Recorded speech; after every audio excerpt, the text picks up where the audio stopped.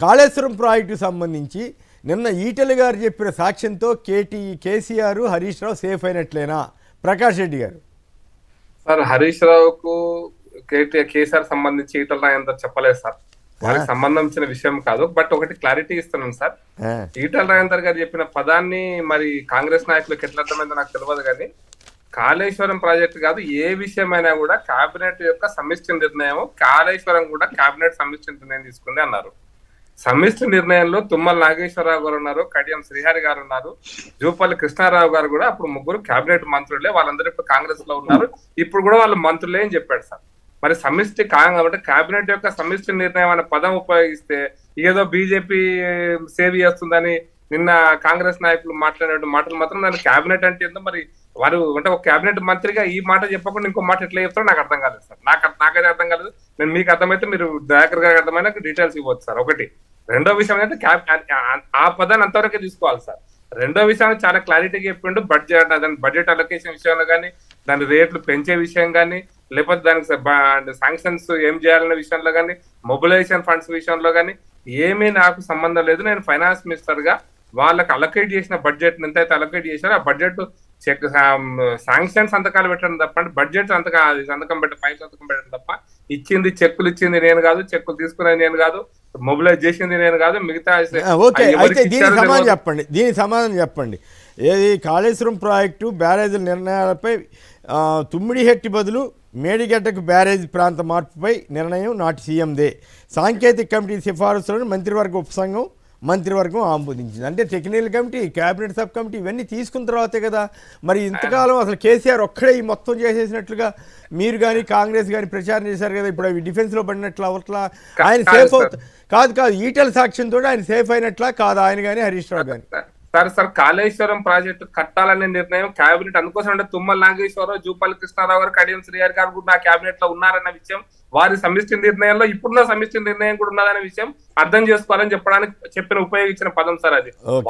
వాళ్ళను ఇరికేయడం కోసం చెప్పిన పదాన్ని ఇంకో రకంగా ఇంటర్ప్రిట్ చేసుకోవడం, వాళ్ళని సేవ్ చేయడం కోసం ప్రయత్నం చేయడం నేను ఇప్పుడు జూపల్లి కృష్ణారావు గారు సమాధానం చెప్పాలి. కాంగ్రెస్ నిర్ణయం కరెక్ట్ అయింది. కాంగ్రెస్ వాళ్ళని కూడా లాగాలని ఈటెలు తెలివిగా ఈ మాట చెప్పాడంటారా?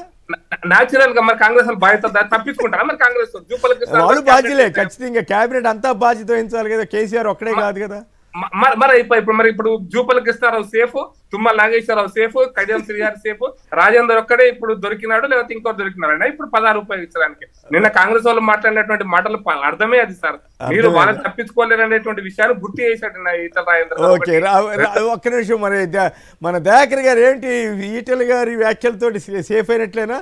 ఒకవేళ తేడా వస్తే మీ తుమ్మల, మీ జూపల్లి, మీ మన కడియం వీళ్ళందరూ కూడా బుక్ అవుతారు కదా. ఒకవేళ ఏదైనా వ్యతిరేక వ్యాఖ్యలు వస్తే వాళ్ళు కూడా బాధ్యులు అవుతారా? అవరా? కేసీఆర్ సేఫా కాదా? ఈటెల కమిషన్ చైర్మన్ అయింది. కమిషన్ చైర్మన్ కాదు, ఆయన వెళ్ళి సాక్ష్యం చెప్పాడు కదా. సాక్ష్యాల మీద కాకుండా కమిషన్ సొంతంగా రాసేస్తుందా ఏమన్నా? కాదు, ముద్దాయే సాక్ష్యం చెప్పిందని తీర్పుగా భావిస్తే నేనేం చేయలేను. ముద్దాయని ఎక్కడ చెప్పారండి? ఇది మీరు అన్యాయం. ముద్దాయని ఎక్కడైనా ముందుగానే డిసైడ్ చేసిందా? మిమ్మల్ని కాదు, మమ్మల్ని ఎందుకు పిలవలేదు? కేబినెట్ లో 18 మంది ఉన్నారు. సంబంధించిన వ్యక్తులు వినండి, కమిషన్ కెన్ డిసైడ్.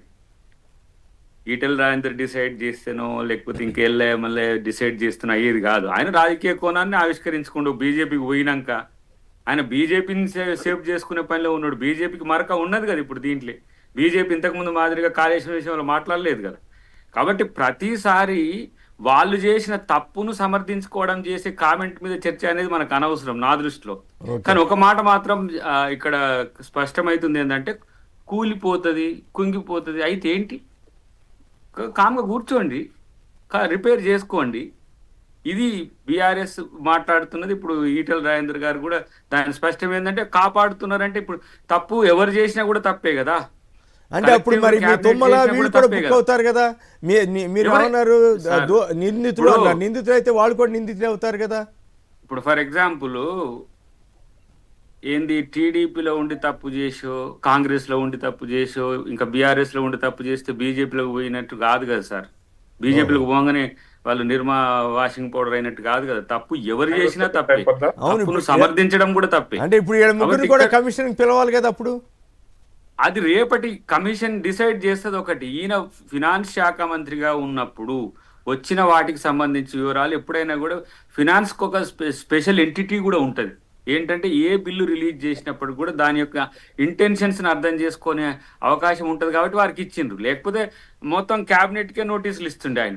కాబట్టి రేపు కేసీఆర్ ఏం చెప్తారు అనే విషయాన్ని ఒక చర్చ. కానీ ఇక్కడ ఒక్క మాట నేనైతే చెప్పాలి, ఇంతకుముందు మిత్రులు మాట్లాడింది కాబట్టి కేసీఆర్ గారిని కూడా దేవిప్రసాద్ గారికి తెలుసు.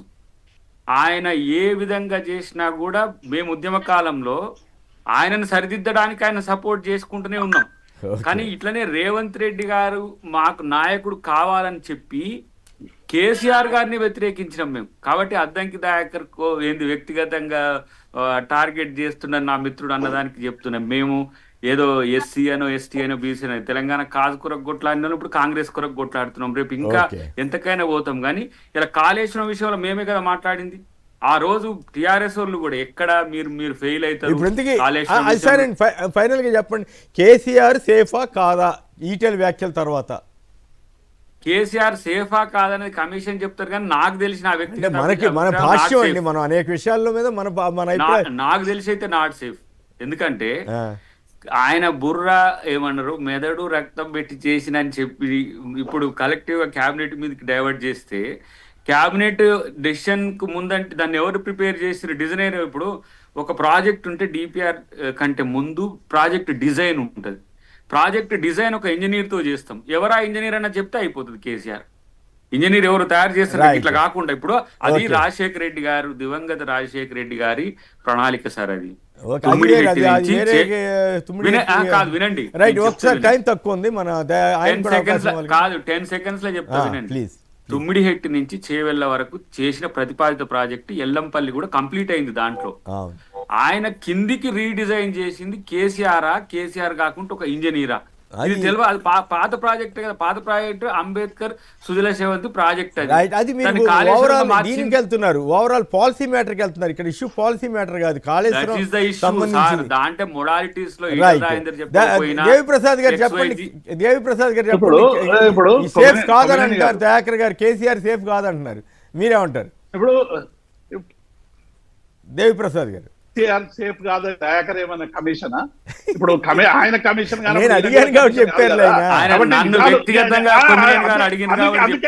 అందుకే నన్ను అడిగింది కాబట్టి కేసీఆర్ దీనికి అంతటి క్యాబినెట్ లో ఎవరండి ఆయన మాట వినండి. ఉండి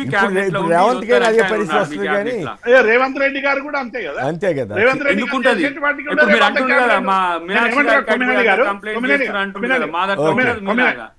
కొమ్మినేని గారు ఇప్పుడు ఎక్కడైతే తుమ్మిడిహట్టి నుంచి మేడిగడ్డకు తరలించడం ఎందుకు జరిగిందని నిన్న కమిషన్ ప్రశ్నించింది రాజేందర్ గారు చాలా స్పష్టంగా ఏం సమాధానం చెప్పిండ్రు. టెక్నికల్ కమిటీ, ఎక్స్పర్ట్ కమిటీ కూడా నివేదికలు ఇచ్చిన తర్వాత మేము క్యాబినెట్ సబ్ కమిటీగా ముగ్గురం కన్విన్స్ అయి మేము ఆమోదం పొందినాము. అది టోటల్ క్యాబినెట్ ఆమోదం చేయడం. ఎగ్జిక్యూషన్ పార్ట్ అనేటువంటిది ఇంజనీరింగ్ కాంట్రాక్టర్లకు సంబంధించినటువంటి సమస్య.